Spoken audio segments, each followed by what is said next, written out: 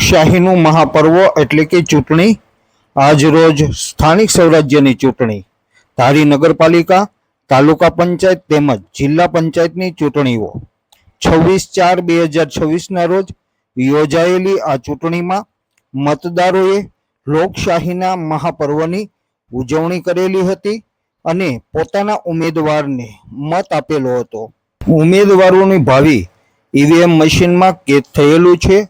આવનારી તારીખ 28/4/2026ના રોજ આ ઉમેદવારોની હાર અને જીતનો ફેસલો થશે। આપવા આવેલા મતદારોની લાંબી કતારો આપ સહુ નિહાળી રહેલા છો। વહેલી સવારથી લઈને સાંજ સુધી આ કતારો જોવા મળી છે ધારી સ્થાનિક સ્વરાજ્યની ચૂંટણીમાં।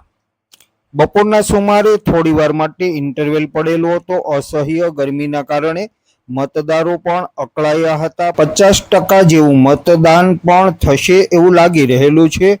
હાલ જોઈએ તો હવે માત્ર અડધી કલાક બાકી છે અને આ અડધો કલાકમાં મતદારોની લાઈનો અંકબંધ બધી જગ્યાએ જોવા મળેલી છે।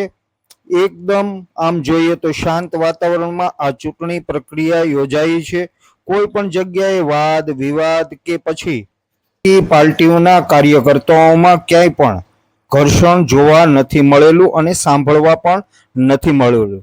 એકદમ આમ જોઈએ તો એકંદરે શાંત વાતાવરણમાં અને એકદમ શાંતિથી મતદાન પ્રક્રિયા આગળ વધી રહેલી છે।